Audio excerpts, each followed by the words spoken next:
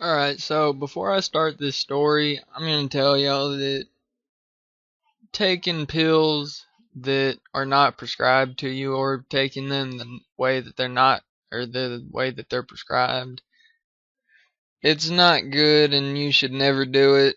And benzos like Xanax, Valium, Klonopin, and opiates like hydrocodone and oxycodone, they're extremely addictive and very hard to get off of, so I wouldn't recommend to anybody that you should ever try them.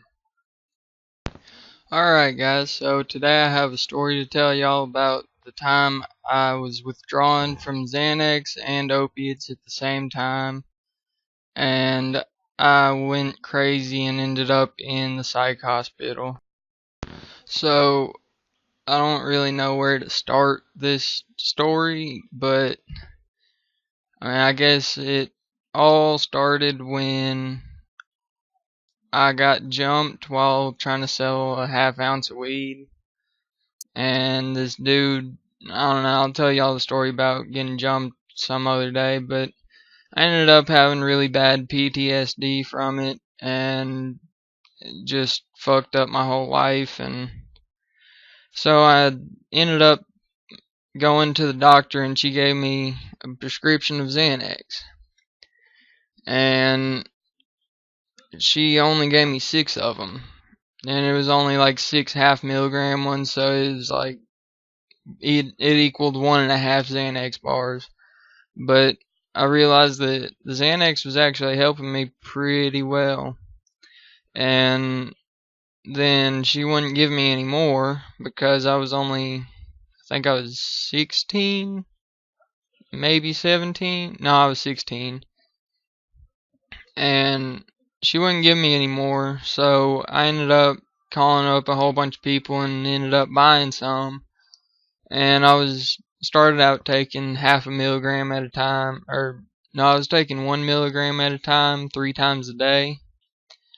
And then eventually that stopped working for me, so I bumped it up to 2 milligrams 3 times a day. And by that point I was addicted to them, and it just wasn't gonna end well for me.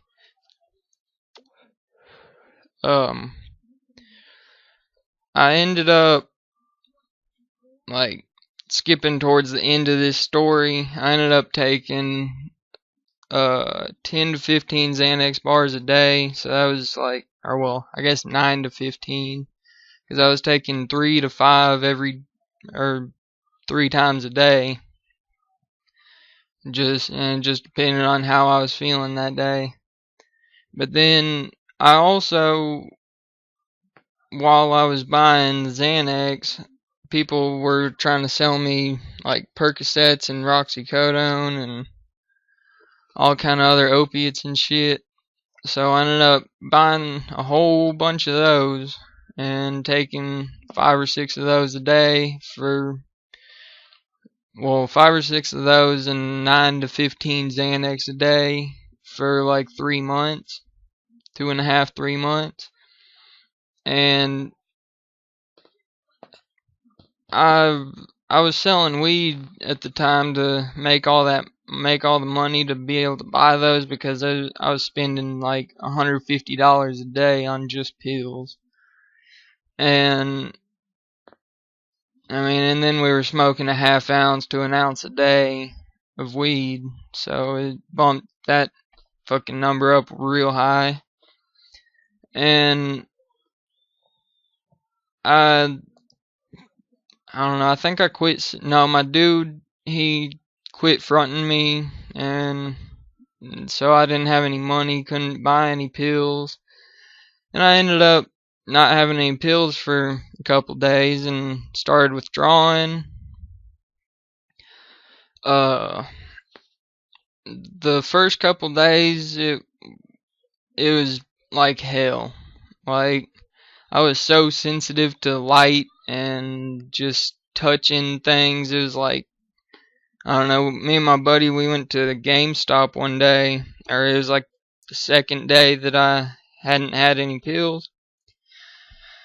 I went in and then, I opened the door, and the door came back and hit me in the back while I was walking in, and I fell to the ground and I was just like about to die.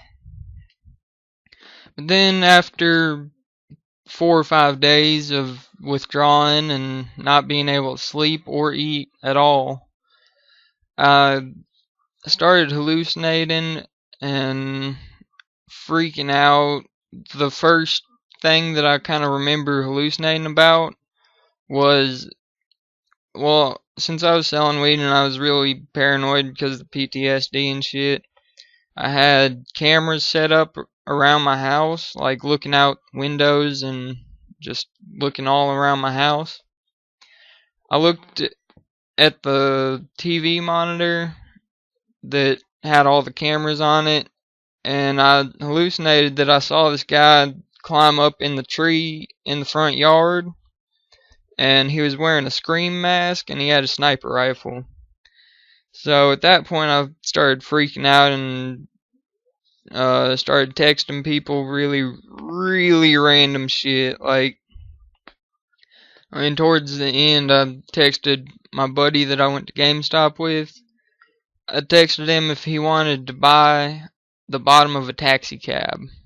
I really wish I still had the text from everybody that I texted those few days, but I deleted them because I was kind of embarrassed. But I started hallucinating, and after the guy in the tree went away, I hallucinated that my buddy, he came over and he was like running around the tree in the front yard, and I was sitting outside on the front porch eating something, and my mom came out and she was like, what are you doing? I was like, dude, Taco's running around the tree. I'm watching him. And she was like, I don't know what the fuck you're talking about. And she left me alone. And there's a funny part to this story. It was like a How It's Made marathon, like How It's Made on Discovery Channel.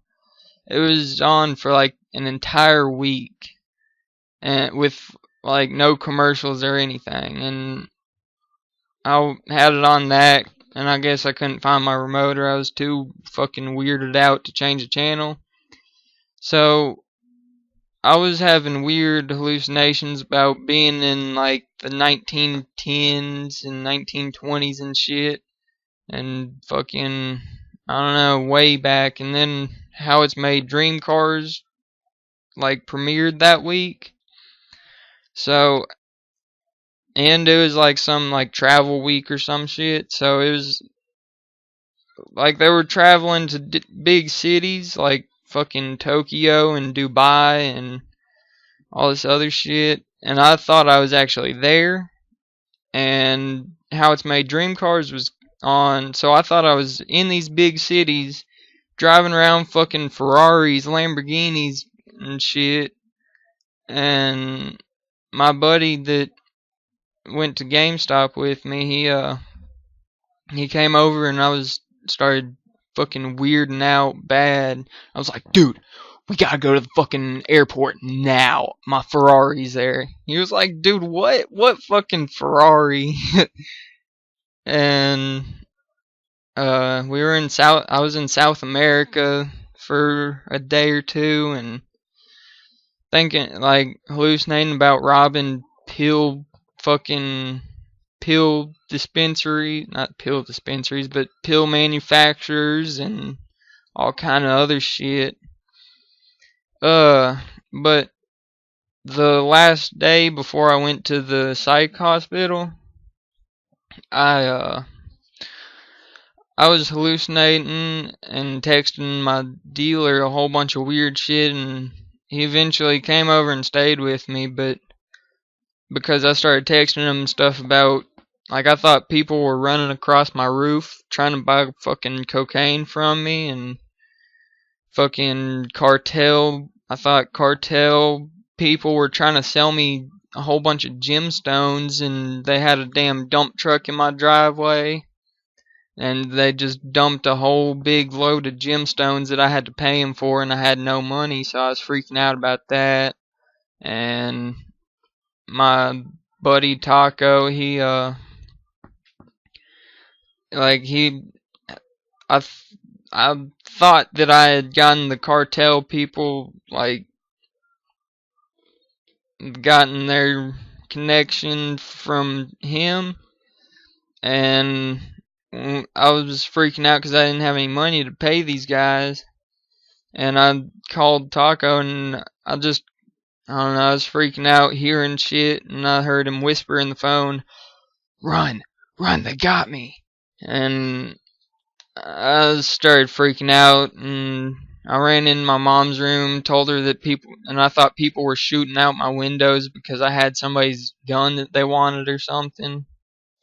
And people were shooting out my windows and running in my house and all kind of shit. And my dealer came and sat with me at like 2 o'clock in the morning for 2 or 3 hours, just trying to get me to calm down.